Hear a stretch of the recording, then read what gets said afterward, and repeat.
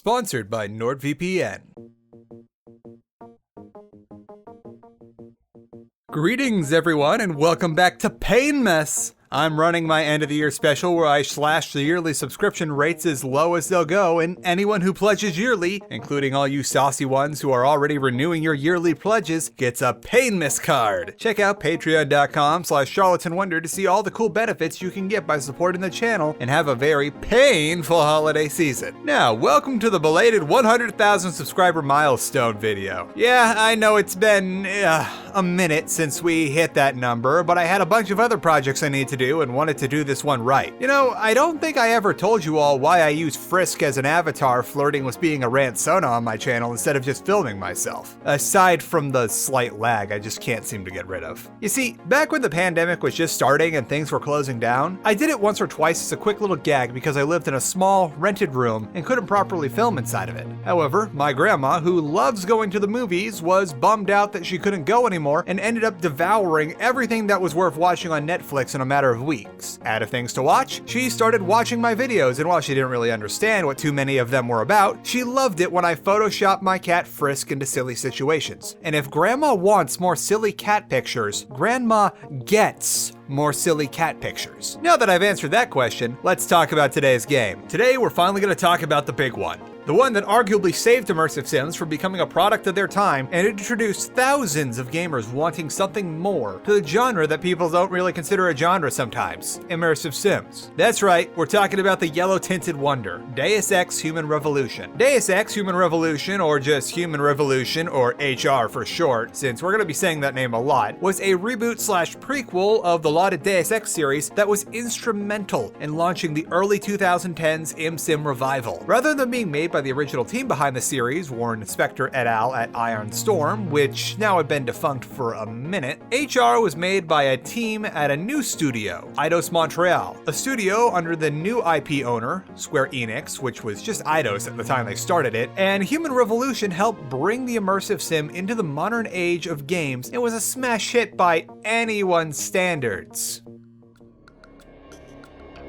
So I think it would be best to tell the story of Deus Ex up until the point of HR's inception, so that those of you who aren't too familiar with the series can get up to speed. I'm sure there's like 3 of you watching this who somehow don't know about Deus Ex, and you're still regularly watching this channel. Deus Ex was the brainchild of the prolific game developer and inventor of the immersive sim, Warren Spector. Spector was approached by John Romero, Doom creator and now head of his own studio, Ion Storm, to get Spector's help to start off Ion Storm's Austin branch and offer to allow Spector to make the game of his dreams, and well, that's exactly what he did. Deus Ex was a wonderfully immersive game set in a fascinating world of conspiracy and spycraft that let the player tackle challenges in every conceivable way. People went nuts over it, and it garnered its fair share of accolades, and by fair share, I mean a lot. So how exactly do you follow up on what was arguably considered to be the best that anyone could make an immersive sim, and by an extension, one of the best games of all time? Well, you try at the very least. Spector et al. Got to work on the game's sequel, Deus Ex Invisible War, and also on another staple of the immersive sim franchise at the same time, Thief Deadly Shadows, which was not called Thief 3 as it was slated to appear on consoles which did not get the previous 2 games, and they didn't want to weird anyone out. Not only did this muddy up the development, as making 2 games at once is a challenging feat to say the least, but Spector wasn't directly in charge of either of the games, but instead was taking a more administrative role in order to let other leads develop their skill sets. By his own admission though, Warren Spector was more along the lines of the chief kibitzer,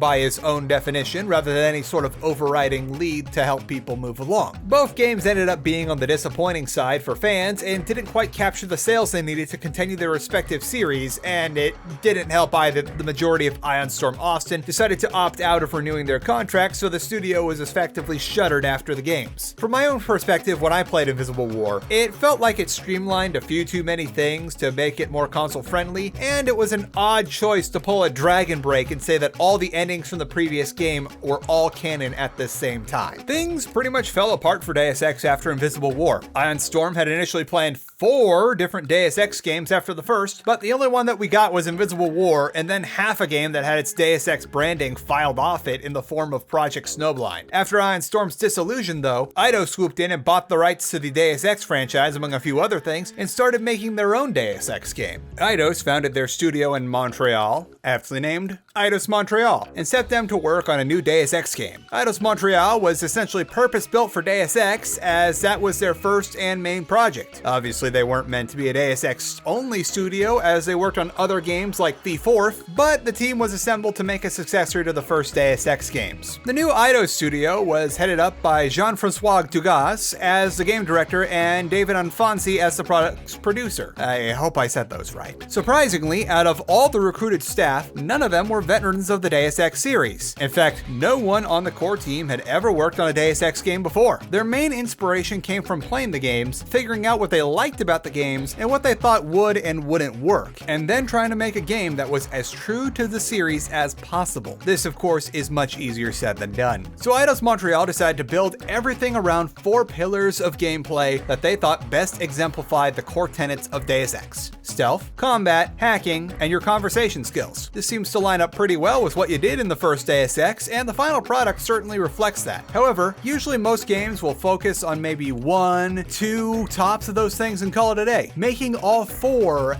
as their entire pillar and something you can completely play the game on requires a lot of work, which unfortunately forced Eidos Montreal to look outside for help to get a few things done so that the game could ship in a timely manner. Now, since the main team at Eidos Montreal was so busy doing, well, everything, they looked for that outside help to get some of the stuff that they wanted done, but didn't have time to do themselves, namely the boss battles. They sought the help of a dev studio called Grip Entertainment. Now, hindsight 2020, maybe if Grip was brought in and given more access to a few more of the meetings where the core team discussed those 4 pillars of game design for Human Revolution, things might have been a little better, but admittedly, Eidos was pretty good about making sure that they had all the tools that Grip needed, per se. But there's a video that I'll link in the description where one of the heads at Grip Entertainment talks about his experiences making the boss battles, and by his own admission, he was more of a traditional first-person shooter guy. Unfortunately, he wasn't too familiar with ImSims or Deus Ex, but at least he understood the gravity of what they were working on after asking around. While I know these guys get a lot of crap, I'll give them credit that they certainly weren't slacking, and while the end product is something that we'll talk about later, Grip Entertainment certainly tried to account for other styles of play to a degree. They just couldn't quite nail down the sheer scope of all the things you could possibly do in the end product, and to further play devil's advocate, traditional boss battles just don't really work too well for immersive sims thanks to the 1,000,001 things that you can do inside of them. Regardless of the boss battles, for now, let's talk about how Deus Ex Human Revolution was received and finally get into some proper gameplay.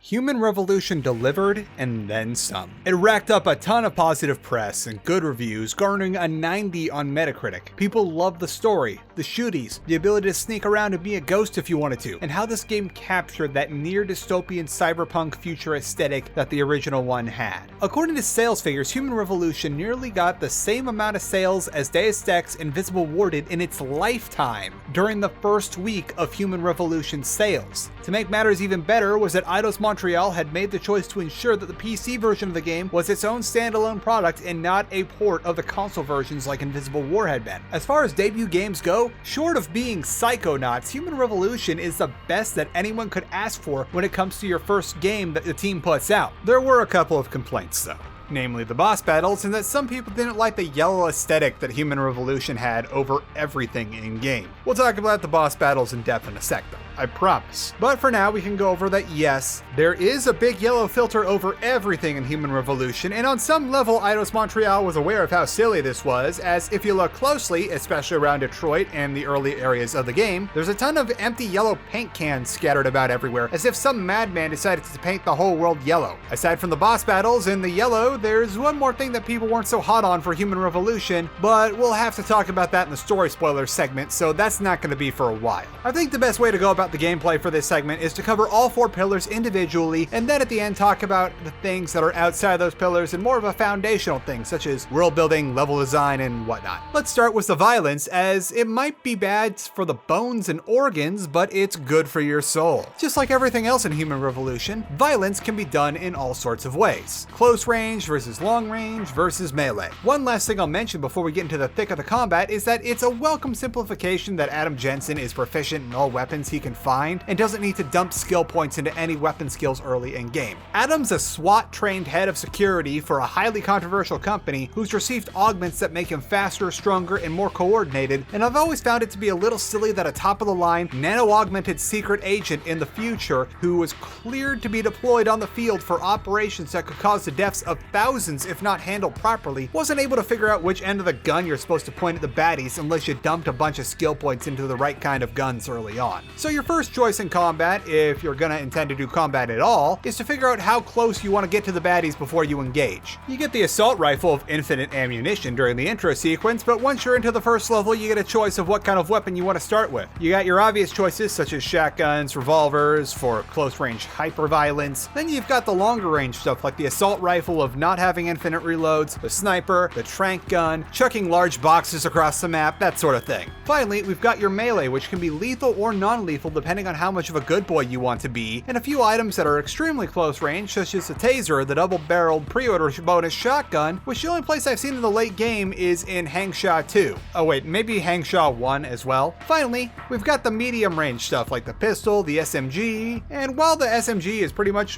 what you'd expect in a game, the pistol is one of my personal favorites. The pistol and its ammo pretty much grow out of the ground like weeds in the poorly maintained urban areas such as 2027 Detroit, at least for the first half of the game, and it's one of the most upgradable weapons in game, harkening back to the first Deus Ex. You can beef up all aspects of the pistol's stats, install a silencer, and it even has a unique upgrade that lets you ignore armor on enemies, which when paired with its silencer and the fact that it's pretty small as far as weapons go, makes it one of the best stealth or even all-around weapons in the game so long as you're willing to go lethal. Seriously, even in the end game, that thing is a beast, which is only checked by how late game enemies stop carrying pistols for the most part, so you have to ration your shots between trips to the vendors. On the note of upgrades, nearly all your weapons have the ability to be upgraded in some sort, and most that can will have a special upgrade that enhances how it handles, such as a tracking system, burst fire, cooling systems for higher rate of fire weapons, lasers for better aiming, and exploding rounds for the revolver because why not?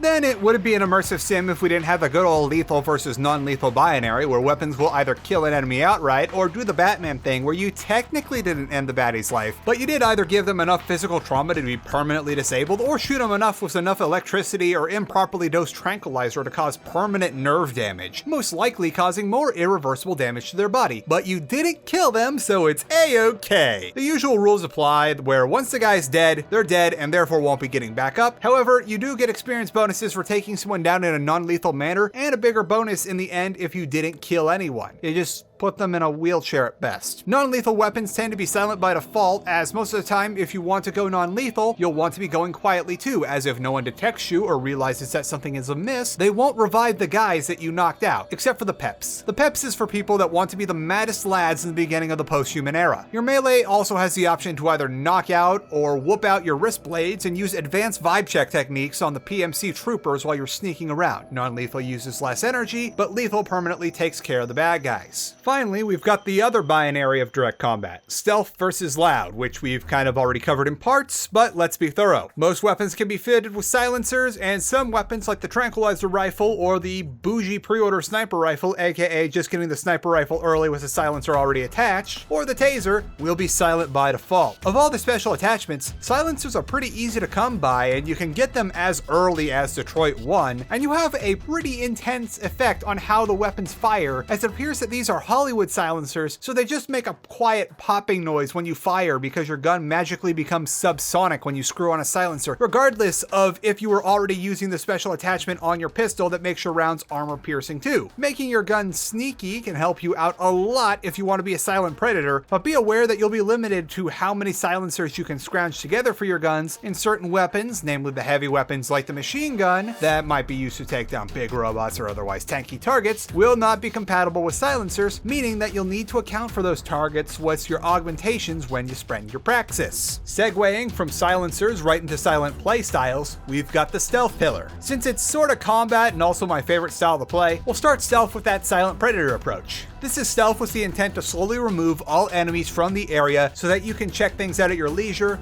lethal or otherwise. I like this one the best because once you clear out a room, you've got free reign to look for all the nooks and crannies and read through everyone's emails. Yeah, I guess you could do that after loud combat and once you're done dispatching guys from the other rooms too, since you've caused quite a ruckus, but I like this way more. It's more methodical, more planning and fun that way. Sometimes it isn't even about getting to take down all the enemies. Sometimes the only guys you gotta take out are the dudes hanging out in front of the security terminal, and then let the connected security measures massacre the base for you. That's technically stealth if you were never detected. Then we got good old-fashioned ghosting for the stealth purist out there. It's entirely doable and kind of easy to ghost in Human Revolution if you've got stealth game experience and a little bit of patience. I found that times I did ghost were almost unintentional sometimes for me, and were kind of just more about never finding the right time to start the murder. Also, if you really wanna, you can just save scum your way through it. No judgment. On the lower difficulties, stealth can be pretty forgiving, but don't expect tunnel vision guard syndrome on Give Me Deus Ex. My favorite part of stealth, violent or otherwise, is that it really incentivizes the exploration, as usually walking down the main hallway is never a good idea if you're trying to stay undetected. There are ventilation shafts for days in Human Revolution, and on top of that, there are all sorts of backdoor entrances, paths hidden behind physical obstructions, hazards that can be avoided or just outright ignored if you want better access to new areas, and all sorts of stuff like that. You get drip-fed little morsels of experience for finding these, and if you really want to have all the augmentations that you could possibly have in a single playthrough, it is very much in your benefit to look around even after you've cleared an area, because that stuff will add up. You'll often find that when you're playing stealth, you'll see a lot more of the levels because, ironically, when you're hunting for ventilation shaft entrances, you come across a whole lot of stuff. Keep an eye out for those, by the way. Eidos Montreal hid the entrances to vent networks all over the place. Behind vending machines, outside of buildings, sticking out of the ceiling, which they are hard to get into, but you can do it because I've done it. You know, before we go any further on these pillars of gameplay, it'd be best to tell you how each of these pillars are augmented with, well, augmentations. Augmentations are unlocked like skill points, which each praxis you get. The in-lore reasoning is that Adam has all these augmentations already installed in his body. However, the trauma from the attack on Seraph Labs was so severe that most of them weren't activated in order to allow his body to heal. Praxis you get from experience and gaining levels is Adam's body naturally turning on the augmentations as it adjusts to being an indeterminate proportion of machine to man, and praxis kits you buy at the limb clinics or find literally just laying around the game world are things that Adam can use to manually turn on certain augmentations of his choice rather than wait for them to kick in naturally. I'm a big fan of this as it's a great explanation of why Adam Jensen isn't a super soldier from the outset of the game, and also gives the perfect in-universe explanation to the concept of leveling up. Let's go over the kind of augments you can use in Human Revolution. From the outset, Human Revolution offers pretty much everything you could want in an ImSim in the form of augmentations, short of maybe a teleport or grappling hook ability, but that's more Dishonored style than it is Human Revolutions. You've got augments for movement, for combat efficacy, stealth enhancement, hacking, passive buffs, active buff mobility, the ability to turn yourself into a locking claymore mine. The sky is the limits. Now, since we've got stealth fresh in the head, we've got the augments that do all sorts of stealth things. Silence your footsteps, running, or even your jump, straight up turn invisible at the cost of a lot of your internal power, that sort of thing. Where stealth really shines though are the things that aren't directly related to making you sneaky, but are things related to map control. Being able to see your enemy's cone of vision and expanded minimap, which help a ton when it comes to memorizing patrols and where is and isn't a place you can remain undetected. And you can also have a marker set up for when enemies last saw you in the event that you get spotted, which seems like it's something that you wouldn't want if you're serious about yourself, but is great for knowing where enemies are going to converge after you got a little too gutsy jumping between cover. While you're at it, Human Revolution has one of the most versatile cover systems in game that functions not only for stealth but for loud combat too. In combat, it obviously lets something else take those bullets for you in your stead, and in stealth you can not only use it to hide behind things, but you also have the option to slip around corners and between gaps and cover while you do a cool flip. However, the enemy has a chance to see your awesome arrowhead jump, so that last scene marker can come in real handy. Rounding out stealth, you can unlock the augments to tag the enemies and even see them through walls when paired with other stealth augments, which can give you the kind of map control that makes sneaking by enemies a cakewalk. And you know what helps out with stealth, but also with everything else? Mobility-based augments. These are everything from being able to have a vertical jump of roughly 2 meters to being able to sprint for longer periods of time, which, since it's an augmentation to your lungs, also grants you immunity to poison gas. There's also being strong enough to move heavy objects out of your way, or even into a position that can help you get over some sort of physical barrier, making a doorway with a room that doesn't have one available, or being able to physically shield yourself from electrical hazards, thus allowing you to take otherwise lethal paths. Make sure you get this one before you get to the end of the Picus news level. One that's particularly interesting is the Icarus landing system, which negates fall damage because while he's augmented, Adam Jensen will still eat it if he tries to jump off a rooftop without it. The landing ability not only allows you to go down paths that would otherwise kill you from fall damage, which will often net you a lot of experience points for taking them, but you can also use your landing as an AoE stun. It's a very situational item, but it's a lot of fun when you pull it off. And of course, you've got straightforward combat augmentations, such as absorbing damage, but be careful because even with the maxed out dermal armor, you will go down in a 1.5 seconds, even on like normal difficulty if you're caught out in the open with a couple dudes that have SMGs. You can make yourself immune to flashbang stuns, go on full Eye Divine Cybermancy by negating your weapon spread and recoil to pull off some absurd stuff. And then of course we got the Typhoon, that augment that you see at the beginning of the game that turns you into a walking claymore mine that like just takes out everything. And then you've got other stuff like the ability to take your melee and make it a double whammy takedown, which can be extremely efficient with your power usage. Finally, we've got all the other stuff that fills out the skill tree. Hacking, the social enhancer, inventory expansions, that kind of stuff. Outside of the KC, these aren't really all that flashy, but are staples to any kind of RPG system. Some of these are unlocked by default in game, like the in-game HUD and the ability to make and receive calls inside of your own head, and thankfully the augment that regenerates your health. Since we just mentioned it, I guess it's time to talk about the hacking.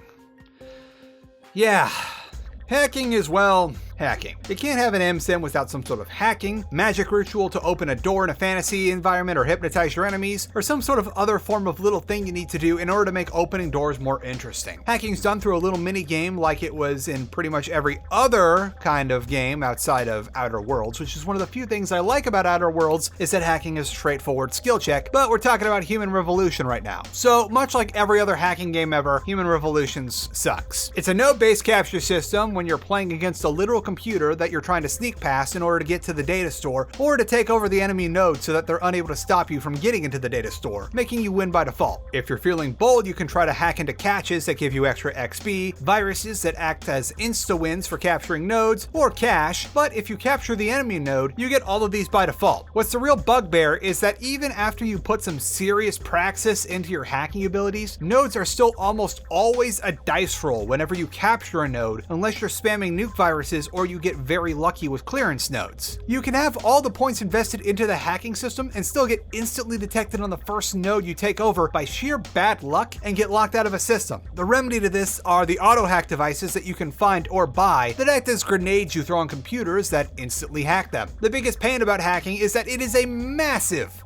praxis point dump. You're never going to be walled out of story progress or the default, like the critical path, as you want to get access to level 1 hacking by default, and those terminals tend to be pretty forgiving if they're related to the story. If you want to actually go about the game using hacking to your advantage, which I'd highly recommend if you want to find all the lore hidden on people's computers like in the Picus News Corp headquarters, you're gonna need to dump a lot of your praxis points into hacking skills. Every level of hacking past 1 all the way up to 5 costs 1 additional praxis just as so much as start the mini game, and if you want to be able to take control of turrets or robots respectively, which let's be honest, it's near pointless to hack into security systems without that, especially since turrets have a line of sight independent of security cameras, and taking over a robot is essentially an I win button for any given area on anything lower than the give me Deus Ex difficulty, as the guards just don't have the kind of firepower to deal with the robots if they turn on them. Then there's a matter of increasing your odds of success when hacking, because just because you're able to hack something at level 5 doesn't mean you get a real good bonus against it. For that, you're going to need to dump some more points into the hacking stealth modifier, which reduces your odds of detection when you capture a node. These 3 additional praxis are essential to hacking, as while you can never have anything be defaulted to 0, it's a hell of a lot easier to hack a level 4 node with a 35% chance of detection than an 80% chance of detection. So if you really want to experience all the stuff that hacking gets you, you're going to need to dump at least 10 levels levels of praxis into your hacking skills. And that's not counting adding praxis to buff your hacking minigame's Fortify option, which is handy for when things go sideways if you get detected on that 15% node, so that's another couple of praxis. And then there's also the Analyze feature that you can use praxis on, but let's be honest, that's a complete waste, so you don't need those. Don't spend praxis on those unless you're like completely flush for your build. So why put up with any of this? Because hacking can let you do some pretty spectacular stuff. And it's not just for the security shenanigans. Hacking is your key to figuring out everything, including not having to hack later on. Hacking into safes gets you tons of loot. Hacking into lasers effectively lets you bypass stealth segments. And hacking into computers or past door codes will often get you into areas where you'll find new passwords or other computers or key codes to other doors, negating the need to hack future devices. Hacking can also help you maintain your stealth in the event that someone discovers your handiwork. If you're quick and make your way to the alarm pads in an area, you can hack it and effectively break the alarm panel, making it impossible to raise the alarm when one of the guards comes into an area and discovers the bodies of his 5 co-workers. Be careful though, if you can't raise an alarm at an alarm panel, you also can't turn it off from that panel either. Oh yeah, and there's nothing quite as satisfying as watching an entire room's worth of guards get mowed down by their own turret. As for the quality of hacking itself, well, we'll improve it in the next game. Rounding out those 4 pillars of gameplay is the social aspect of Human Revolution. The social aspect is everything from talking to NPCs around the city to those social boss battles that were a hallmark of Human Revolution and one of my personal favorite styles of boss battles. It's definitely closer to the lines of being a traditional RPG's mentality of you've got to ask around if you want to learn something, but lucky for you, most NPCs you need to learn things from will be named and will usually be along the critical path, as they call it. And you also have a handy dandy quest log to keep track of all the useful information. And if it's not there, it'll likely be in one of the pocket secretaries you picked up. So before we even get into the augmented social interactions, we've got good old-fashioned wandering around and talking to people about stuff. It's as clear as it sounds. Talk to people, learn stuff. While the first few side quests you're going to get are essentially going to be handed to you, once you're out of your first visit to Detroit, you're going to have to look for people who have something they need you to do. I kid you not that even after a decade of playing this game, I never did this particular quest in Hangshaw because I never bothered to walk around the limb clinic during my second visit there. Talking to certain characters can get you info about things around town, such as maybe an alternate way to get into that pricey nightclub. Sometimes people will approach you with things and you'll need to think fast about how you want to respond if you want to get what you need out of them. And once you've gotten some praxis to your name, one of the first things you should get is the KC Social Enhancement. The KC isn't just for the social boss battles, but also lets you sniff out the personality traits of various NPCs and will give you the option to try and pass a speech check against them if you pick their personality type correctly. Everyone you can try this on will either be an alpha, beta, or omega type personality because there is literally no reason to ever talk to a Sigma male in Deus Ex. Be careful though, as botched speak checks can make things actively worse for your quest and also make Adam look like a dweeb. Where you're really going to be wanting that KC augment though are the social boss battles. The first one of these is going to be in a scenario where it is impossible to have the KC on the first go round, but after that it's essential to knowing what you're doing in a war of words with one of these quote unquote bosses. I personally kind of consider them more like standoffs, like encounters, but not quite a boss battle even though they're called social boss battles, you know? Anyway, social boss battles happen when there's something that simply can't be solved by shooting at a person or sneaking past them. Sure, you can try doing those, but it'll often lead to either disastrous results or going so far as to bypass the encounter completely. The best examples of this are the first one where the leader of the terrorist group that has attacked Seraph's plant has taken a hostage, or later on when you need to have a chat with David Seraph himself about what the heck is going on with his company's security, because that's your job. Sure, you can try to shoot your way out of the former, but with the latter, unless you can use your words to get what you want, you aren't getting it at all, which is going to lock you out of one of the more interesting side quests. The social boss battles are some of the highest points in Human Revolution, as usually when you're in the middle of one, you're going to learn a lot more about the game's world or Adam's relationship with certain characters through the revelations told to you by whoever you're trying to talk off a ledge. And then there's, well, everything else I haven't talked about in game or I've mentioned but haven't really gone in depth to. There's all sorts of little things you can do in the form of shopping or going through your office and other parts of set dressing that aren't really important to the story, to stealing everything that isn't nailed down in said offices or attempting to play basketball and so on. Something that's as simple as trying to get some information out of a merchant, or sometimes it's checking the local paper to see what's up in the rest of the world. Then the side quests themselves are usually worth following through and can really enhance your time in an area. Most of them have a lot of fluff that you can do and you can ask about, which fills out the world a bit more and gives you some decent hints about what you're going to be doing. You can even figure out the big endgame thing early if you're really sly about it and you know who and what to ask. Going through all the dialogue options is in a similar vein as talking about this and that with NPCs in Vampire the Masquerade Bloodlines, but perhaps to a bit of a lesser extent because VTMB's conversations really are something else. Don't get me wrong, the intrigue you learn from doing all the stuff in the side quests in Deus Ex Human Revolution is great, but not quite on that level, you know? You also end up getting a lot of cool stuff from side quests so that even if the lore isn't your thing, you're still gonna get some cool toys. You'll be doing all of this stuff in some of the best designed levels I've seen in a game too. Every last room of every last level in Human Revolution is designed to where you can have every possible playstyle accommodated for. No encounter in the game feels samey, and even 10 years later I'm still finding new alternate paths and levels that open up for new ways for me to do stuff. There's tons of verticality, interestingly shaped rooms, hidden areas or places locked behind a door code that you can search for if you can't hack it, and you can get some extra prizes in those areas or find a good vantage point. And the enemies have all sorts of interesting stuff to say when you first enter an area that reminds you that the dudes you're putting into wheelchairs have their own lives outside of patrolling this particular room. A good way that I can put it for you all is that there are no bad or even so-so levels in Human Revolution. Everything is great, and some areas like the FEMA camp or everything in the DLC are just amazing. And to take you to all of these levels are these great hub worlds. There's two major hub worlds that you'll be visiting in Deus Ex Human Revolution in the form of Detroit and Hengsha. While there's nothing really wrong with Detroit, it seems to be more like a primary way of establishing from the outset that the world is large and that there's a lot of stuff going on, and then things have changed a lot when you return to Detroit. But Hengsha really shines as an excellent hub world that feels like a real place with stuff to explore and secrets to find, and you can really get lost in it both metaphorically and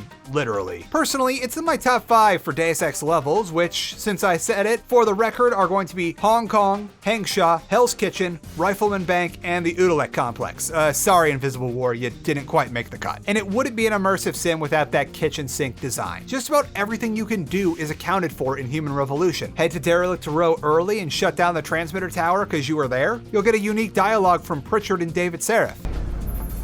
Jensen, what did you just do? I shut down some sort of signal antenna in Derelict Row. I figured it might be transmitting something dangerous. Well, isn't that interesting? Care to elaborate? Pritchard? Pritchard!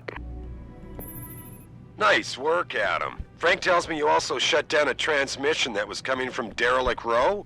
Yeah, I did. What was that? It was keeping an open back door into our network. So somebody could get in and obtain our passcodes anytime they want. I guess Francis owes me one. Don't make him sweat it. I want you to focus on finding the bastards who attacked us. Farida, are you there? On the line, boss. Jensen, you reading me? Do the entirety of Hengsha 1 without ever talking to Tong Se-hung? There'll be a line to account for that in Hengsha 2. Didn't do that other thing in Hengsha 2? They planned for that. Just about every course of action for every level has been accounted for, from how you handle the Purity First attack on the Seraph plant at the beginning of the game to your course of action in the final level. It goes without saying, but just to say it anyway, stuff like this adds just that much more credibility to the world and puts the immersive into the immersive sim. This is also applied to the gameplay because, of course it is. Never bother to unlock the ability to smash through walls or you're out of the power to do it? It's cool. Traditional explosives or the upgraded revolver can break down any wall into a door that your augment could do. Can't hack through the panel to disable the security lasers? Well, if you take out a guard, you can drag his body through the laser beams and the security system will recognize that guard and temporarily turn off the lasers to let them pass through, even if that guard is less than conscious and being dragged along by an infiltrator. Upset that you had to fork over 1 Praxis's worth of cash to a guy in order to complete a quest? Well, if you knock him out shortly after, you'll be able to just take your money back, and the quest will still count it as completed, allowing you to double dip on that Praxis. And then there's all the world building that you can find in books and on people's laptops. You can learn everything from the rise of the privatization of the military, to why the heck they decided to just build another city on top of an existing one, to what's happened to the US between the real world time of 2011 and the in-game time of 2027, and all sorts of stuff like that. There's also the newspaper thingies that people just leave laying around everywhere, even though they look kind of expensive, Immersive, and the Conspiracy Nut radio show ran by Lazarus, that guy that seems to somehow correctly predict everything. If you listen closely to all the radio bits, you might hear a familiar tune right before Lazarus signs on. It's a nice foil to Eliza Cassan's rather calm news reporting. And finally, in the gameplay segment, as I have avoided it for long enough, we gotta talk about those boss battles. Boss battles in Human Revolution are a nightmare, and unless you are already playing a very combat-heavy Jensen, you're going to have a very bad time. All the boss battles are essentially you being trapped in a small room with very little cover, and the boss has already noticed you. If you're playing a stealth or indirect combat build, such as hacking, you are SOL. The first boss, Barrett, is manageable enough if you remember to snag the rocket launcher earlier in the game, and then grab the second one in the female base so that you have enough ammo for it, but that means you're going to have to sacrifice a lot of your inventory space in the name of being able to easily beat him while maintaining your playstyle. The second boss, however, Fedorova, is an absolute nightmare if you haven't spec'd into a combat build, or at the very least got the electricity buff against like electric damage on dermal armor. And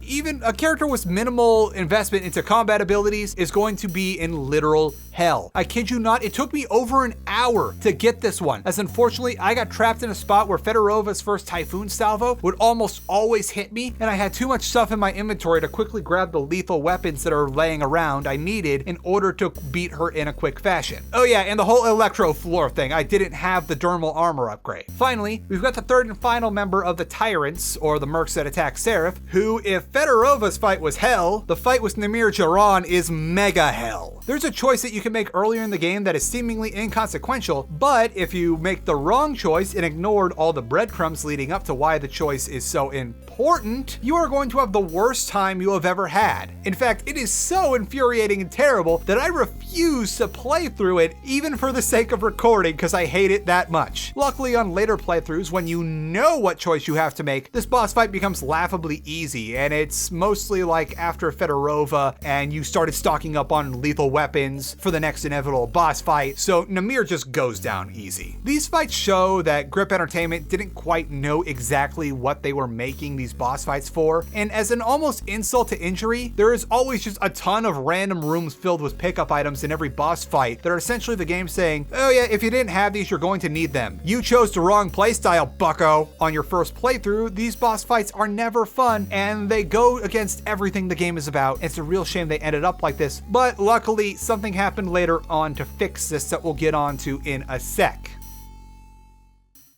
Today for the cooking segment, we're gonna do something special, something spicy, in a flavorful way that's really cool, Cioppino. Before we get cooking though, let's take some time to talk about our sponsor, NordVPN. So Nord wants me to tell you all about the sweet holiday deal they've got going on, where if you go to nordvpn.com/charlatanwonder, you can get a 2-year plan plus an extra month free for an absurd discount that makes it come to $3 and change a month for all the benefits and protection that VPN offers to you, which is like less than a cup of coffee at your local like dainty coffee place. What benefits are those? Well, for starters, Nord lets you use their secure tunneling service to access the internet, and it lets you browse free of being tracked by pretty much everyone these days, since public Wi-Fi is a minefield. Seriously, with the amount of stuff we do on mobile and laptops these days, the last thing you want to do is get your packets sniffed on the public Wi-Fi. Speaking of phones, desktops, and laptops, it isn't going to add up to protect all your devices because one Nord account gets you protection on 6 different devices. It works on just about everything. Windows, Mac, Android, iOS, Linux, even Android TV has a version of NordVPN for it. Nord also doesn't keep a log of your data, and their servers are diskless, so there's nothing to be shared, sold, or leaked to anyone, and when you use their 5100 plus servers, it's not going to be a new set of risks. Still not sure about using Nord? Well, that's cool. You have a 30-day money-back guarantee after signing up to make sure that you really like NordVPN and browsing safer with it. Head on over to nordvpn.com/charlatanwonder to get in on this deal today. So what even is Cioppino? Well, it's an Italian-styled seafood dish first made in San Francisco that doesn't skimp on the good stuff, and as long as it's made right, it's probably gonna be one of the best things you've ever had. Back when Char was a little lad, the Latan family would go on down to a restaurant called Cosmos every now and again back in South Orange County, and my dad would always order the Cioppino. Me seeing my dad order it every time assumed it was the best thing on the menu, and I was completely right. And the twist being here, though, that we both ordered it a special way, which is how I'm gonna show you how to prepare it all because it's better that way. Instead of leaving the Cioppino all soupy, you pour it over a bowl of thin spaghetti or linguine because normal bread can cannot handle the flavor of Cioppino. Okay, so you're gonna need some green stuff plus a couple of the bourgeois leaves, some red stuff in big form that can either be diced, crushed, or however you like them, plus a smaller can of the red stuff in paste form. Onions, shallots if you can find them, but lately they've been kind of crap, so I just added more onion and you'll be fine. Some adult juice of the dry white variety, garlic to the amount of your choosing, and oodles of seafood, as well as 1 box of a thin spaghetti or linguine. Now, most Cioppino recipes online and in cookbooks will tell you that you gotta get like a pound of scallops, a pound of clams, a pound of mussels, pound of shrimp, and so on. But do you have any idea how prohibitively expensive that is? Like, the last time I saw scallops at the grocery store, they were like 18 bucks a pound. So no, we are absolutely not doing that. We're doing it the smart way. Instead, go to your local club warehouse like Costco or Sam's Club, or if you don't have one of those, they're usually in the back of the seafood deli area at the grocery store, like behind the double-doored fridge, and grab a seafood mix, also sometimes known as the mariscosos mix, which you're just gonna want a big one. If they have the small ones, get a few, and you'll make it up.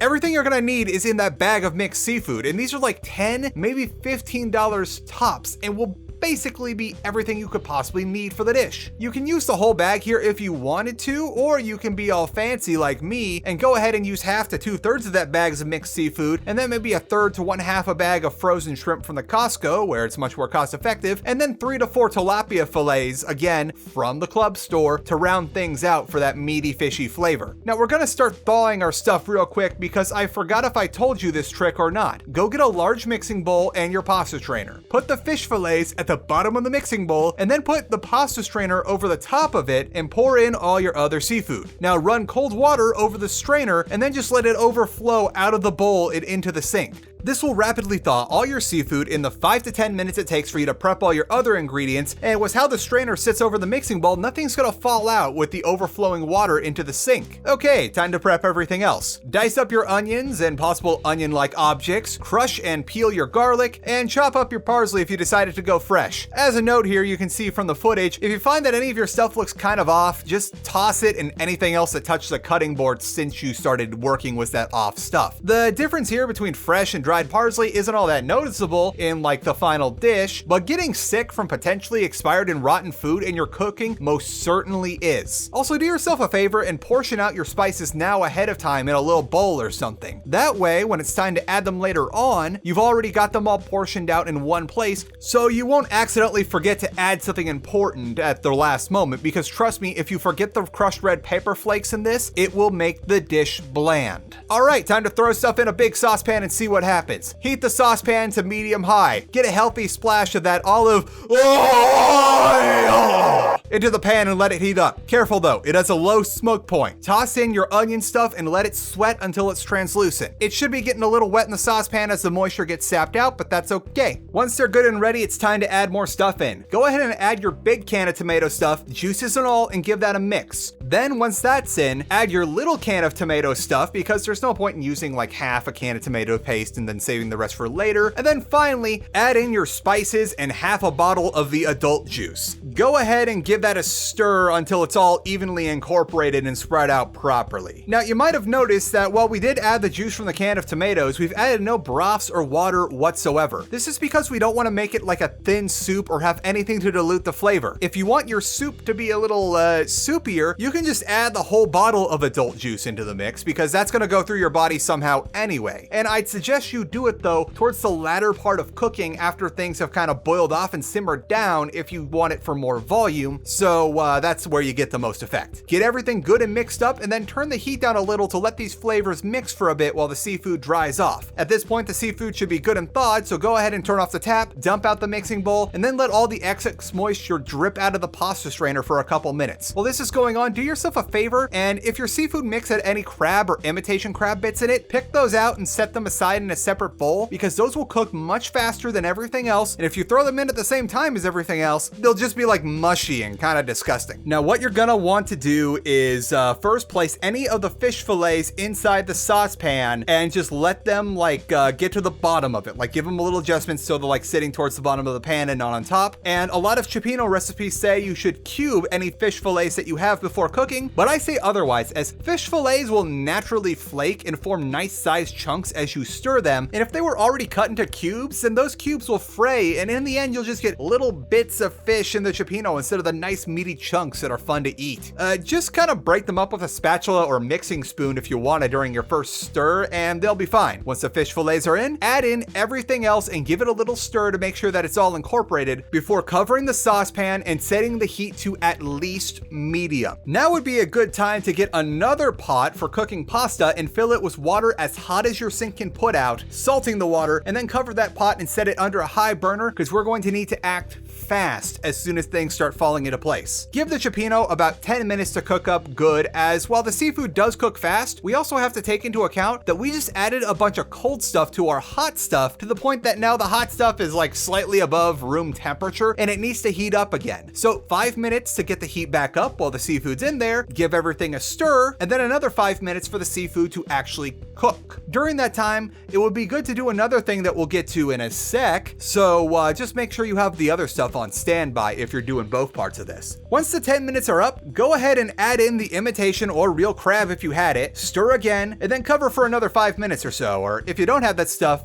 and you're just a little gun shy about undercooked seafood, you can just give it another stir and add another 5 minutes anyway. Now that the first 10 minutes of cooking are done, it's time to start cooking the pasta. By now your water should be good and boiling, so take your very thin spaghetti or preferably linguine and chuck it in the pot. This is going to cook really, really fast compared to like fettuccine or normal spaghetti, so keep an eye on it. And we want the absolute bare minimum of doneness before we take it out, maybe even a little overtly undercooked. Essentially, you're gonna leave the pasta in there for about 4 to 5 minutes or until the very second you can easily move the pasta around in the water without it getting brittle and breaking apart. Use a small strainer or even some heat-proof tongs to individually take out portions of pasta from the pot and place them into the bowls ready to be served, even if they are, again, a little more than al dente and overtly undercooked. If you've got more pasta than you want to serve right away, put that straight into a heat-safe plastic container so that we can get the full effect on all the portions of pasta. It's okay for a little bit of fresh pasta water to come along with these pastas too in each bowl, because that's just gonna help things meld together better. So what do you know, if we did this right, with the right amount of time to cook and portion the pasta, it was just the right amount of time needed for the last of the seafood to get good and cooked up. Kill the heat, give it one last good stir, and get the ladle. Get some good, meaty ladles full of cioppino and spoon it directly over the pasta. I like to alternate between one ladle full of meaty mix, one ladle full of brothy mix, and even though we added no broth to this and instead make sure everything comes from a source of flavor already in the stew, we're gonna get the effect. Once you've got the cioppino all the way over the linguine, give it about 3 or 4 minutes to just kind of sit there and soak. Essentially what we're doing here is letting our pasta finish in the sauce like we're supposed to for just about every pasta dish, except our sauce is the cioppino, which allows for maximum flavor absorption into the noodles while still letting us have our meaty, stewy goodness for the soup or pasta or whatever the heck we've made here. I don't know, it's just delicious. Now you might have noticed that I was doing some other stuff in these clips, and you'd be a fool to think that I teach you how to cook just one thing during the 100,000 subscriber special. That pasta can't absorb all the cioppino's juicy goodness, and why have bread when we can have garlic bread? Once you know how to do this, it's highly unlikely that you'll ever go back to the store-bought stuff. First order of business is that you have to have the bread at the ready. If you can, throw some stuff in a bread maker and make sure you've got a fresh loaf good to go, which side note, I'd recommend a bread maker all the way as long as you can get one for about 70, 75 bucks, because it takes all of 5 minutes of work to get some fresh bread growing, and it costs like a quarter's worth of ingredients, if even that per loaf, meaning that these things will probably pay for themselves in 4 to 6 months depending on how much bread you eat. Otherwise, go to the store and get yourself a nice loaf of unsliced bread, preferably French bread. If you have to, get one of those crappy $1.50 French bread loaves that they keep in foil bags and wicker baskets in the bakery section, but try to get your stuff from a proper bakery because the quality's really gonna show here. Now, set your loaf aside and prep the butter. You're gonna want some rich, high-end stuff, with one of those blocks of Kerrygold being the absolute bare minimum for quality standards here. If you got a farmer's market in your area, check that out and see if you can find some high-quality butter there. Now, let that butter sit out for 2 to 3 hours until it's nice and soft. Butter's actually fine out of the fridge for like a week or so. We usually just keep it in the fridge because it'll last like months in there. Once your butter's nice and soft, unwrap the butter and put it in a bowl with your herbs at the ready. We're gonna do some fresh parsley, oregano, and basil here along with the garlic. Now finally chop your parsley mix and just mix that in, adding a generous amount of the basil and oregano and mixing some more. Don't worry if your butter's a little stubborn when you're doing this. It'll get easier as you mix it more. Now crush and press every every last clove of garlic from that bulb and then get it mixed in there too. Once it's nice and evenly distributed, go ahead and spoon that into a container for easy storage for future use, as this is enough for like 2 or 3 loaves. Now, preheat El Horno to 400 Freedom units so that once the Cioppino is cooking, it's ready for the garlic bread. Now, cut your garlic bread into thick, pre-portioned slices that are about 1.5 to 2.5 inches in thickness, and spread a very generous portion of your garlic butter over the tops of each of them. Now, before you place them each on a parchment paper lined baking sheet, liberally brush down all the sides of the bread that do not have garlic butter on them with olive oil so that the bread will have a nice crunch as you eat it. Now, once they're all ready, top, sides, bottoms, everything, put your lid over your Cioppino because you should have timed this right. Don't worry, you can do it. I believe in you. And then toss that tray in there for 10 to 15 minutes. Keep an eye on this bread though while you're cooking the Cioppino, as you don't want to overcook the bread and burn the garlic. Pull these out right before or right after you add in the crab, and then serve it alongside your Cioppino so that you have something to mop up any of the juices that the pasta didn't get. Congratulations, you've just made yourself a bomb dinner that makes you look cool, barring big soup. This is the single largest cooking segment that we've ever done on this channel, and I can't think of a better time to do it. Now let's get back to human revolution. Now that we've had ourselves a proper meal, let's take the time to explore the world of 2027 Deus Ex and how it fits in with the original game and later on Invisible War. The most obvious thing here is that human revolution takes place a good 25 years before the events of the first game. By the look of things, a lot is going to happen between today's almost 2022 and human revolution's 2027. Pretty much everything that could go sour has. The United States has hit a downturn recently with further economic spills to the point that even Canada's done with them, and most of Europe isn't doing so well either. Corporate interests have unofficially but overtly surpassed the interests of any state or governing body, to the point now that whenever a big move is being made on the global stage, it's done by a philanthropist or a corporation with something to gain from the action, and if any country or the UN is involved in these actions, it's more of a courtesy thing than really needing them on board. Most countries don't even have standing armies anymore, or if they do, they're a shadow of their former strength, as the rise of PMCs has led to the outsourcing of national defense and strategic interests. Heck, some countries have gone as far as to even replace their police force with PMCs, such as Bell Tower and Hengsha, who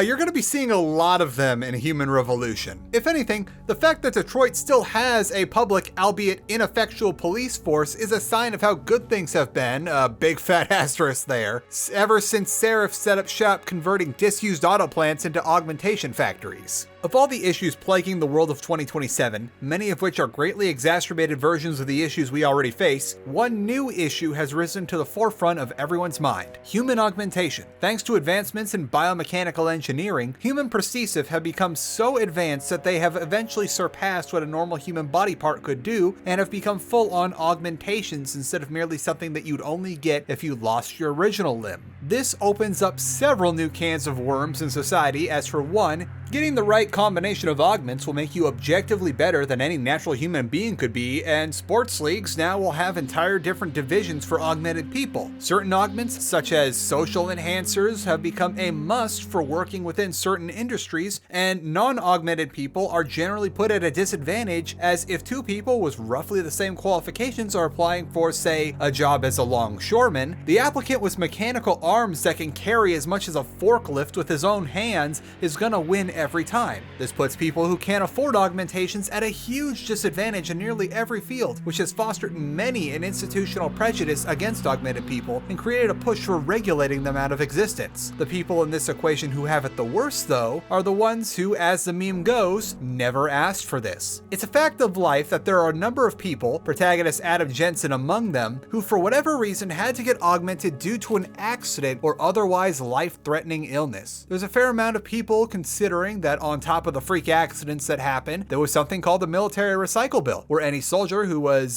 disabled in the line of duty, say to a loss of limb or sensory organ, could agree to get augmented by the government and serve a second tour of duty instead of just going on disability for the rest of their days. Back to that need to stay competitive in the professional field, some folks who lived that life and found that the privatization of the military made for their best post-service career path would find that if they wanted to keep on doing the only job they had known, they were going to have to get augmented to keep up with the PMC's standards. There's a million little reasons like that which might lead to a person who wasn't really planning or even wanting to get augmented to be augmented, and on top of the prejudices they will now face from it, they also get stuck with a big problem: neuropozyne. Neuropozyne is an injectable drug that anyone who is augmented needs, as a human body rejects augmented body parts over time, as you can't exactly match your blood type with metal and polymer. Neuropozyne is very expensive, and rejection syndrome is debilitating at best and frequently lethal without it. Unfortunately, for those who got augmented out of necessity or otherwise wouldn't be able to buy augmentations but had to get them anyway or else they'd die or be permanently disabled, neuropozyne can very easily financially ruin you, as by the way it's described in game, it sounds like the cost of a month's supply of neuropozyne makes a month's supply of insulin seem like over-the-counter ibuprofen. It's unfortunately a very real scenario for someone to get augmented against their will because they otherwise would have died, to become ostracized by their friends and family because of it, and then lose everything paying for neuropozyne to keep their body from destroying itself before, in a terrible bout of irony, the very augments that save their life take them. On the flip side, this isn't much of a problem if you're wealthy, as most likely if you can afford to get augmented with the good stuff to add an unfair physical advantage on top of your unfair advantage of means, neuropozyne isn't going to be a problem for you. So now we're just doubling down on a scenario where the rich have gotten richer and the poor have gotten poorer. Now add on how some people think that augmentation is a violation of nature or playing God, and you've got a lot of reasons why people would be very upset at human augmentation. On the other side though, proponents of human augmentation argue that augmentation is the next stage in human evolution and that it's the means to eliminate disease, increase the effectiveness of labor to the point that less people have to work less hours to get the same amount of stuff done, and who doesn't want to be able to run at freeway speeds or be able to tell if someone is on edge during a standoff situation and be able to act in a way that saves lives, say if you're a hostage negotiator. This all brings us to the inciting incident for human revolution. Adam Jensen is the head of security at Seraph Industries, an augmentation company that's at the forefront of the American augmentation industry and a worldwide contender. His ex, Dr. Megan Reed, is a lead scientist at Seraph and has allegedly discovered a means to streamline human augmentation to the point that it'd be cheap enough to be widely accessible to all and safe enough to the point that virtually all setbacks to augmentations would be eliminated, the need for neuropozyne included. Adam, Megan, and her team are all about to set off to a trip to Washington, D.C. to present Megan's findings to Congress when things go sideways. Out of nowhere, an organized group of terrorists launch an assault on Seraph's labs and kill Megan along with her entire team, plus a crap ton of other people whose only crime were showing up to their job that day. In the process of trying to defend people from the mercenaries, Adam Jensen is maimed and forced to undergo massive amounts of augmentation surgery to survive, which miraculously doesn't seem to be doing any sort of damage to his body. Oh yeah, and just before all of this happened, there was some sketchy Illuminati types talking literally in the shadows on AIM about their plans and stuff. I wonder if that's going anywhere. 6 months later, Adam is pulled out of medical leave as another entirely separate group of terrorists who are much less organized than the other guys are attacking the Detroit plant in which Seraph makes its augments, and it serves as an intro to the game proper and to show off that these terrorists are no match for Adam and his new augmented physique. After discovering some stuff that the second attack, which might lead to more threats later on, Adam stumbles into the base of the mercs that previously attacked Seraph and killed Megan and her team, which in turn sends him around the world trying to figure out who these guys are, why did they attack Seraph, and who's pulling the strings behind everything. Along the way, Adam discovers things about Seraph and its rivals, including the ever-growing competitor to them, Taiyang Medical, the organizations both for and against human augmentation, and even learns some seemingly inconsequential entities are actually major players in whatever great game is going on behind the scenes. Along the way, you might hear a few familiar names and even see a familiar face or two as you play the game, but that isn't as overindulgent as, say, your typical Disney prequel movie where they take the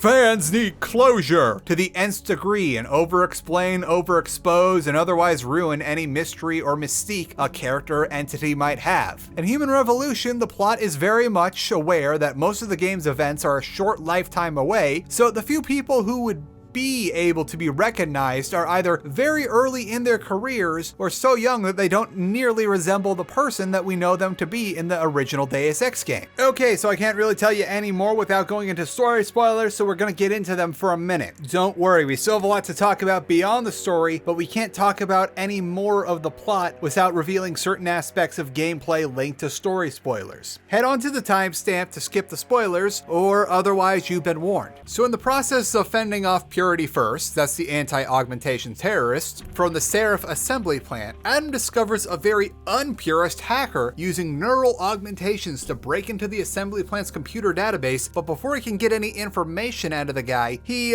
pulls the plug, so to speak. This opens up a load of questions, as this is also news to the guy in charge of the whole attack. Zeke Sanders had no idea that there were augmented people in his group, as they are very much against that idea, thank you very much. And additionally, the Detroit PD claimed after the fact that the hacker had no augmentations whatsoever, and no, you are not allowed to see the body in the morgue. Adam gets a look at the body anyway, no matter who at the various alphabet agencies says he's not allowed to see it, and when he retrieves the hacker's wet drive, which is a sort of PC hardware expansion pack except for the human brain, he learns that whoever this guy was really working for operates out of an old FEMA facility. And of course, it's the mercenaries who attacked Seraph Industries 6 months ago. One confrontation later, Adam learns that he's got to go to the multi-leveled city of Hengsha. There he discovers the hacker known as Windmill, aka Ari Van Bruggen, is a black hat for hire, or maybe that's a gray hat, I don't know the proper term here, but he's essentially a hacker employed by Seraph competitor Tai Young Medical that hacks into rival corporations for them to,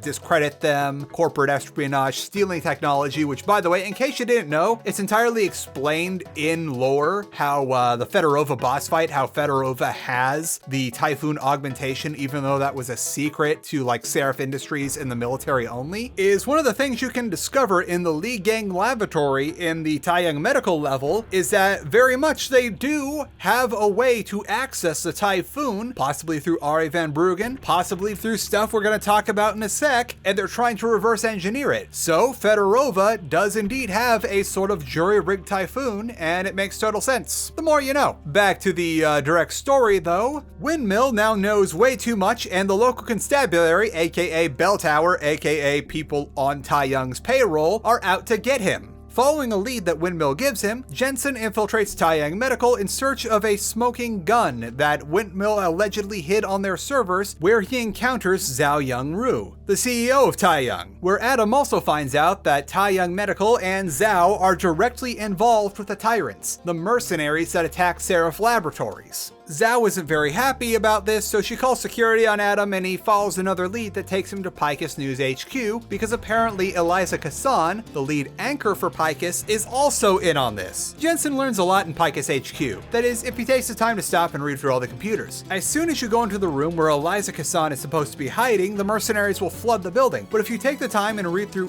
everything, as well as to remember to invest in your hacking, you can learn a lot about what Picus does on a surface level. According to most of the computers in the public office, they're clearly favoring spin over news reporting, to the point that it's clear that Picus is trying to control the message that the masses see. However, after you get through the first part of the Picus News level, Adam rides a funicular down to the unlisted basement levels, where he straight up finds a whole Illuminati base down there. Here, after cleaning out the baddies, you can read through the terminals that show that they are straight up manipulating and fabricating news. Everything from deepfake scandals to overtly suppressing actual news that doesn't fit the narrative that Picus wants to be the dominant one, to straight up fabricating wars. It's really easy to miss all of this with certain playstyles, or blot it out from your mind along with that god-awful boss battle. After said god-awful boss battle, you'll be able to mentally process that Eliza Kassan is actually Hatsune Miku 2.0, and she gives you a portable hard drive containing incriminating evidence that will not only discredit Seraph's rivals in the humanity front, but will also give you a lead to the truth about what happened during the Seraph Labs attacks. Back in Detroit, there are riots in the street, and also apparently riots everywhere else in the world, because Picus deep-faked footage of Seraph Industries making cybernetic super soldiers, and never mind that Adam is essentially that, to the point that it's like, well, it's kind of true. But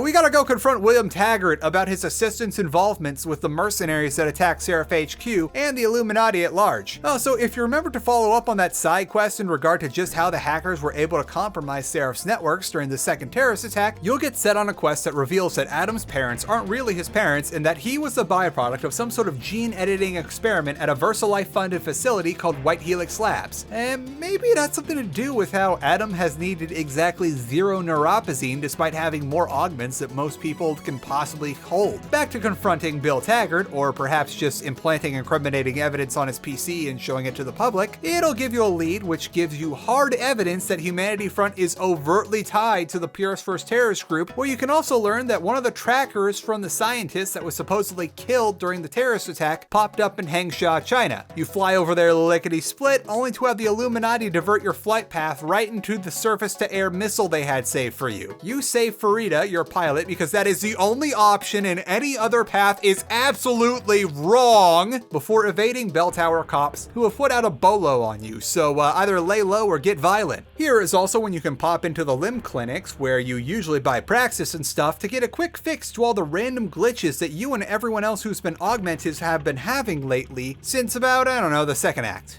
Don't do this, by the way. You track down the signal of one of Megan Reed's assistants, Dr. Sevchenko, and his tracking implant leads you to a triad base where you'll meet up with one of your triad buddies. Yeah, it turns out that Tong Si-hung's work with the harvesters had him harvest Sevchenko's arm implant, including his tracker. Tong asks you to go rescue his son, Tracer Tong, and then he'll give you a way to find out where the baddies are keeping your scientist buddies, who, if you won the speech battle with Mr. Taggart's aid, you'd already know are still alive. After sneaking into Bell Tower's port, getting in a mysterious cryopod, and then disappearing for like 5 days, you wake up in a place called Omega Ranch, which apparently isn't supposed to exist, and you find your scientist friends, stage a breakout, and find out that Zhao is very, very much in on the Illuminati's plans and sicks the merc that messed you up in the first place, Jaron Namir, on you, but not before hitting that Aug kill switch. If you chose to get that replacement chip back in Hangzhou, you'll be permanently under the effects of the EMP grenade, and you'll have none of your augments. And when you pair that with Namir's mobility around the arena and the friggin' plasma rifle he has, it's the hardest out of all the boss fights. However, if you didn't take that replacement chip, Namir loses his big advantage, and it's one of the easiest of the boss fights. After dealing with the last of the tyrants, you learn that Megan is not only alive and well along with the other scientists, but she is leading the research at Omega Ranch, just in time for her to explain to you that she found whatever great breakthrough she had inside your DNA of all places, and if you took the bad chip, she fixes you so that you're immune to the effects of the new chip right before Hugh Darrow, the inventor of Augmentations, who is also making a big old hole in the ocean called Panchaea, which is supposed to solve like global warming or something, hits that kill switch, and everyone in the world who is augmented and received the new implant goes berserk. Hugh Darrow just so happens to have a personal low Earth orbit rocket at the Omega Ranch base in case he needs to get somewhere very fast, and Adam borrows it and yeets himself over across the world to Panchaea. There he learns that Hugh Darrow was once part of the Illuminati and that the new biochips were initially intended as a way to control the population so that the Illuminati could effectively guide humanity into some sort of utopia, but Darrow felt that was a bridge too far, so he used the new biochips as a crazy button. You literally get to the bottom of this to find that the brain-powered supercomputer, the Hyron Project, which is operating Panchaea, is being hijacked by Zhao, who thinks if she can assume control of it, she can use her power to stop the crazy button and effectively control humanity as a post-human god. She doesn't account for you having the grenade launcher and exploding revolver bullets though, so it doesn't go so well. Now we get to the part that rubbed a lot of people the wrong way about Human Revolution storytelling. The press button to decide the fate of the world ending. Yes, you pretty much press a button to choose your ending, and in order to get the other endings, the say Seraph ending or the Taggart ending respectively, you just have to go off the main path a little bit for each of them. Hindsight 2020 and Invisible War pretty much did the same thing to a lesser extent, but that doesn't exactly make it okay. As we previously established, Eidos Montreal was doing so much that certain things either had to be streamlined or outsourced, and I guess the ending ended up being one of the former. I'm personally not really sure how they'd weave better ends for each of the endings, but if I had to guess, I'd say maybe have bits of information like you'd need to activate each ending be a bit more spread out through the game. Like perhaps you can get the information you need in order to get the Golden Age of Augmentation ending to be something you got for winning the social boss battle against Taggart back in Detroit 2, or the It Was All Because Tainted Neuropozyne ending, where everyone regulates augmentations out of existence, to be a part of interrogating David Seraph or Omega Ranch, you know? Make each of the endings into breadcrumbs that you'd find throughout the game instead of it all being literally in the last 15 minutes of the game. But this is all could have, should haves, and would haves, so it's pointless. In addition to the main story, Human Revolution has a good number of side quests in each area that make the story more interesting. My favorite has got to be the undercover sting operation quest, which is not just for the complexity of it all, but all the ways you can get it done, because in a grand display of emergent gameplay, if you choose to do it literally right before you fly off to Highland Park, leaving Farida on the chopper pad for literal hours, you can ace the quest because you already cleared out Derelict Row, meaning that no one can see you access the illegally smuggled weapons because they're already sleeping. Now, I'll admit here that out of the two games, Human Revolution's sequel, Mankind Divided, had much better side quests, which are all much more memorable. But stuff like the Bar Tab quest and the Neuropazine Fest quest are all certainly memorable enough on their own, and speaking of the latter, it's a huge bummer that the Neuropazine quest is actually an extremely stripped down version of it, and we're essentially playing the final chapter of it in-game. If you take the time to break into every computer of every office in Seraph HQ, you can see that the original quest was going to be like a much larger mystery, where you first need to figure out who was stealing the drugs and why they were doing it in the first place, as all you knew is that there was just a rash of thefts in the Seraph Industries HQ. And it seemed, according to the emails that you read, that someone was just stealing everything that wasn't bolted to the floor. And in the end, it turns out that we were the office thief all along because they stripped that out. Lastly, for story elements of the game, we have the expansion DLC, The Missing Link. The Missing Link covers the span of time insinuated by your tech guy, Francis Pritchard, when Adam sneaks onto the Bell Tower cargo ship and then just appears out of nowhere in Singapore in the Omega Ranch. Adam exits the little pod that he snuck into, only to find that he got caught and was put in a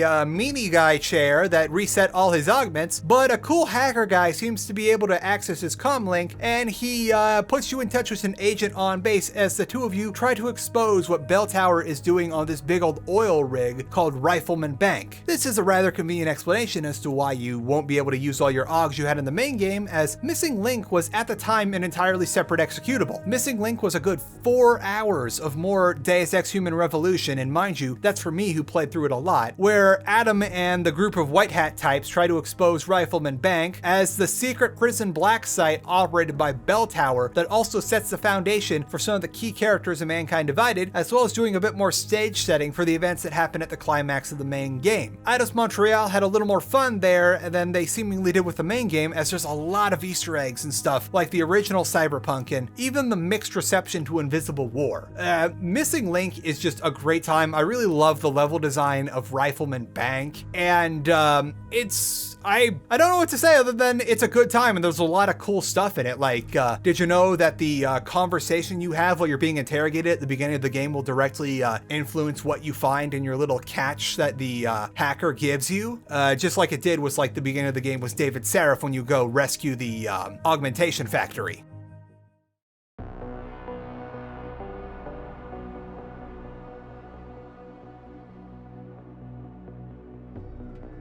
So after everything you've heard, Deus Ex Human Revolution sounds like a great game that unfortunately had a few setbacks that stopped it from being an amazing game. But what if I told you a year or so later, Eidos Montreal re-released Human Revolution as a director's cut that essentially fixed all the major problems Human Revolution had? And if you already owned Human Revolution, you got a significant discount on the game when it launched. I think it cost like $5 if you owned it in Missing Link already. And the director's cut used the fancy new shaders that Missing Link had, it did something about the hacking situation, and it even fixed those god-awful boss fights, the best they could anyway. The best place you can see all of these improvements is those boss battles, where Eidos reworked every arena where you actually could try and play it with different approaches to combat and not get smashed into the ground for daring to play something that wasn't loud and heavy combat. Levels all now had the same amount of verticality to them that we enjoyed in the main game, and the bosses felt like they were a little more nuanced, but maybe that was just me. A good amount of the director's cut was Eidos essentially getting an extra year of QA, and you can see this all in the little things like improved textures, better placement for things in game, such as making it to where if you didn't want to deal with those pre-order bonuses that take up a lot of inventory space, they're actually hidden in the first level now for you to find or ignore at your own peril. Automated hacking devices also became a bit more prevalent in the early game, allowing players who didn't want to immediately dump all of the praxis they got into hacking and then miss out on a ton of other things in the early game to experience every bit of story hidden in the terminals.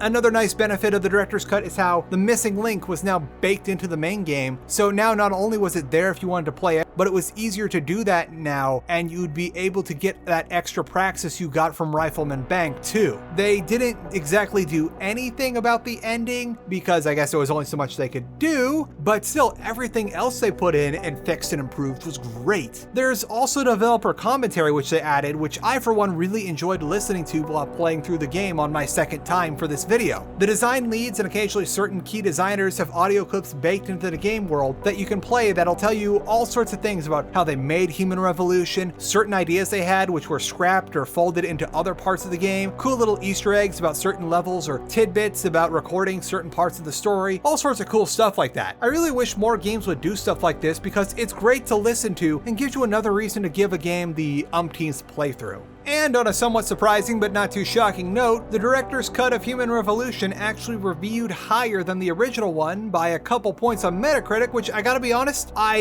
haven't really heard of that many games doing something like that at all, even outside of Human Revolution itself, which isn't surprising though, as the director's cut did so well that they entirely phased out the original version of Deus Ex Human Revolution on storefronts.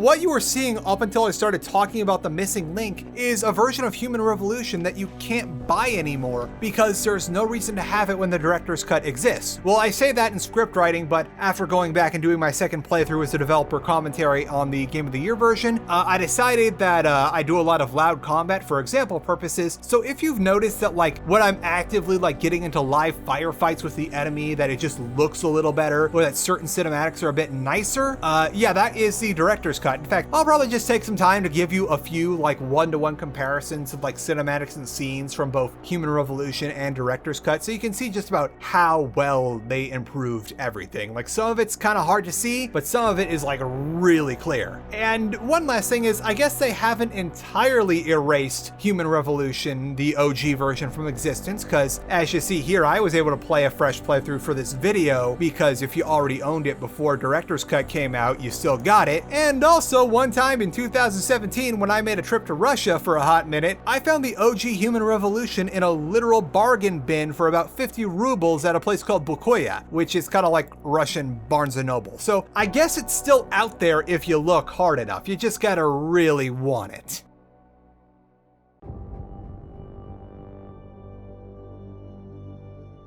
So if it wasn't obvious enough, the sequel for Human Revolution was essentially confirmed to the spot, as Human Revolution was a smash hit and we were promised a sequel which eventually turned into a trilogy, which didn't go so well in hindsight. But it was nice, however, to get the sequel bait at the end that was more than just happy feelings while listening to the original Deus Ex theme, because that went somewhere. If only we could have figured out what happens at the end of this story. In the meantime though, Human Revolution led the vanguard of the early 2010s ImSim revival, quickly followed by Dishonored, its expansion, then the sequel to Dishonored, Prey, the fourth, and a general boost in interest to immersive sims that breathed new life into the genre and got new people interested in immersive sims. Yours truly included. This was all brought about by Human Revolution's smash hit success, which easily the best that any immersive sim could have done in a very long time. Obviously, it was a group effort between all the devs that made them, big or small, but a big name making big moves paved the way for new IPs like Dishonored to be really popular. We had it pretty good for a few years with all the sequels and other MSims doing good in the public eye. Then of course, we got the immediate sequel to Human Revolution in the form of the odd choice of mobile game. Just kidding, that has no place in this video, and I'm feeling dirty for even hinting at it. It was Mankind Divided in 2016. Mankind Divided was a sequel that did everything you could want in a sequel to a game like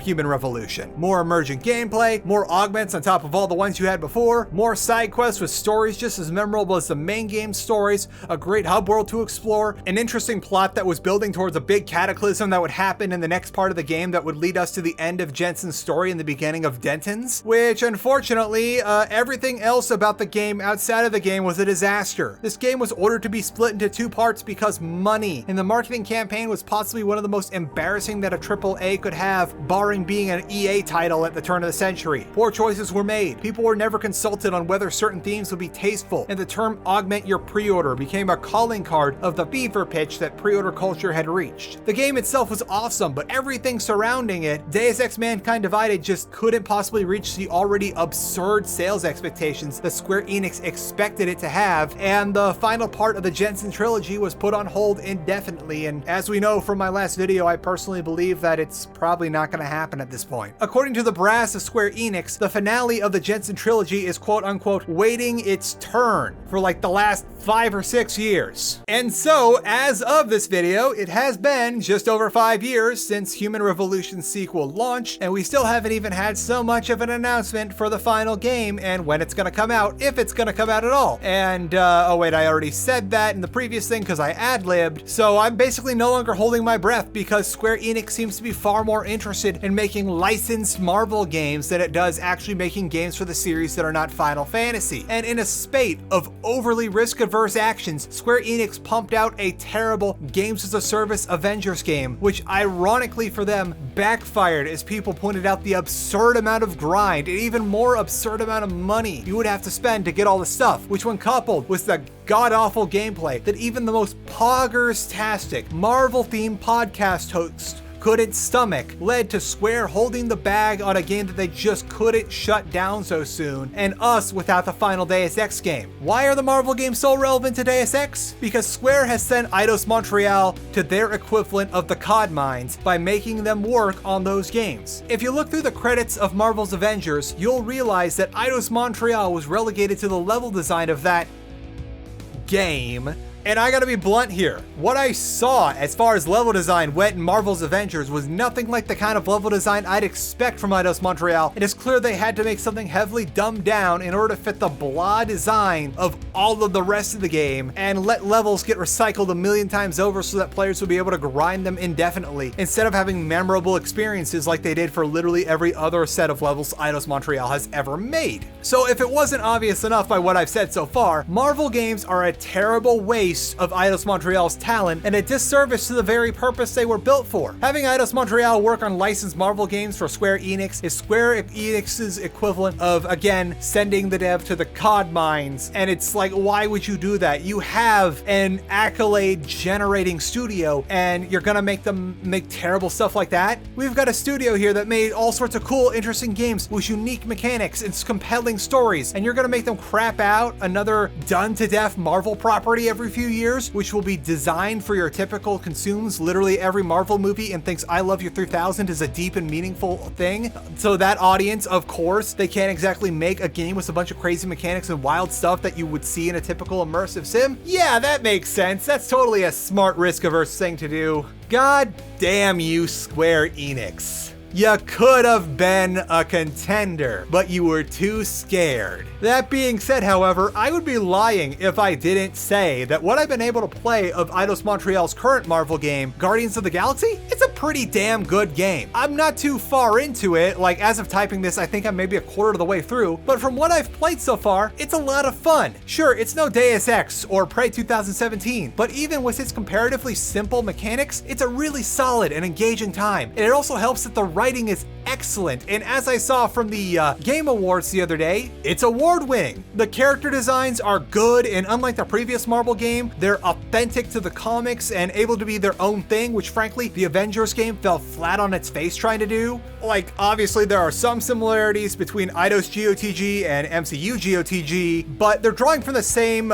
source material here. But the game feels, to me, like a much better adaptation of the comics, as unlike the Disney version, all the edges aren't sanded off, and rather than have a slapdash form the team's story, we're allowed to see the Guardians as they are with their own individual past, but they've been established for a long time. But we're starting to dip into another video here. TLDW on that for now is that Guardians of the Galaxy feels like a mediocre game, or what was supposed to be a mediocre game that was just made by extremely high caliber developers, which turned it into a very good, albeit repetitive game overall, and the accolades are well deserved, and please give me the final Deus Ex. Release the Atom Genshin Impact. Is that joke still going to be relevant by the time this video goes live? I don't know. All I know is the pain of not having the final episode of Mr. Tofexis' Wild Ride.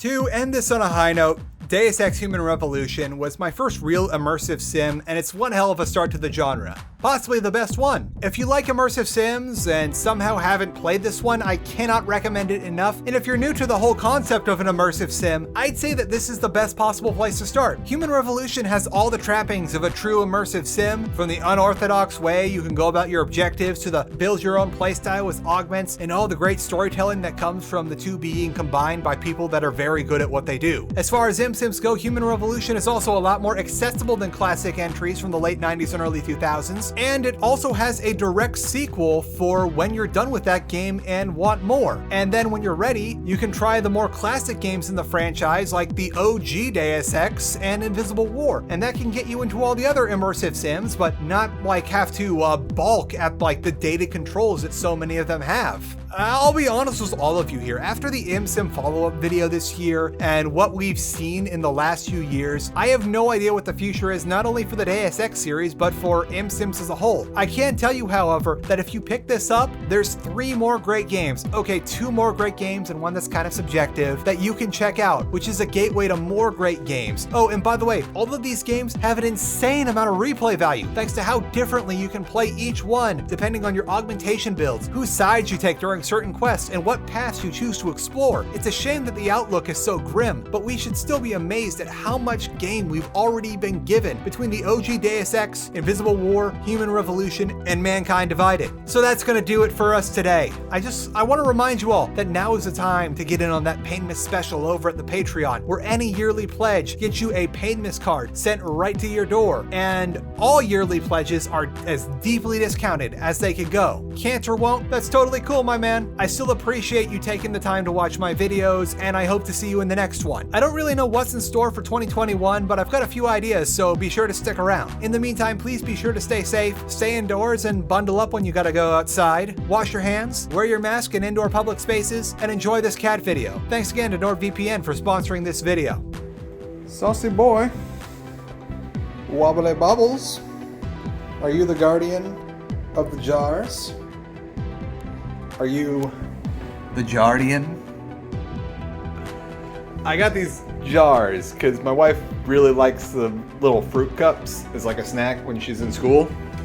So I was like, yeah, you know, I could probably make those better myself. So I went and got a bunch of mason jars and I'm gonna make gelatin fruit cups. Can't be that hard. I just realized now this is like the worst possible lighting for this. But we must observe the Jardian.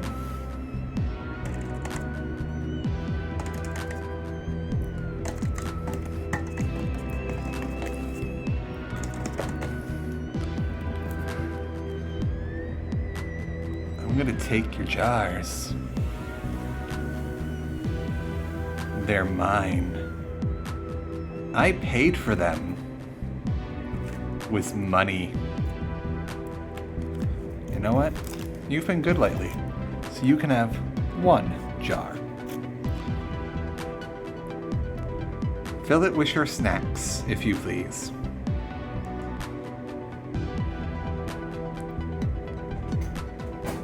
Oh no, mommy's coming, hide your jar.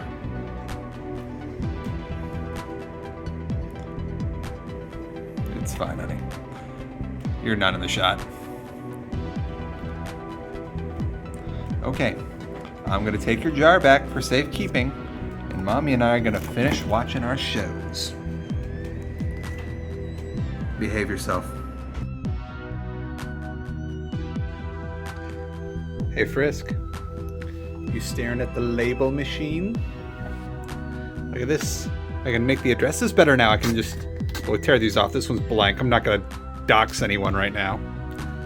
But Frisk, he doesn't trust this machine. So I can do... What is that? Why does it concern you?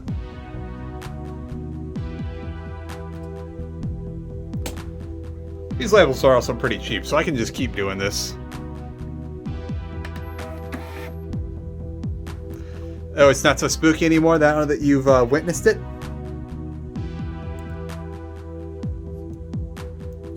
Are you a silly boy loafing on my desk? Are you a silly boy loafing on the desk? I think you are. I could probably Sharpie something onto these and use them for something or other. Yeah. What do you think, Frisk? Like these entire, like, rolls of, oh god, you've seen my cable management. This, like, whole roll of labels, that's like 1,000 some labels, costs like $5. So, good lord, the savings.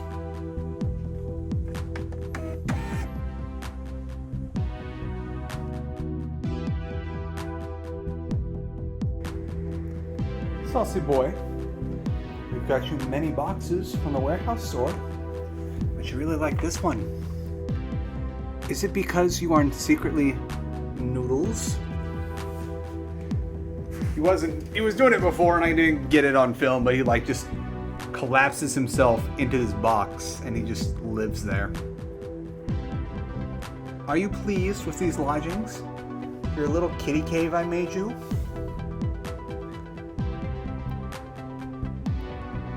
Are you just a fluffer?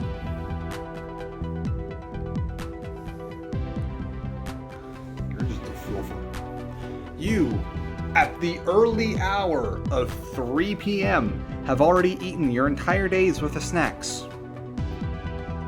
You're out of control, mister. Can't exactly get, like, kitty gastric bypass on you. But we also need to sleep. So we can't have you screaming at 4 in the morning as your ears cocked back, as you know I'm talking about your bad habits.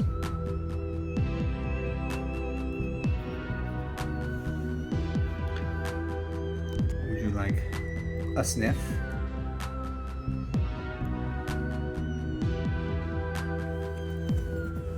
Wow, really? Okay.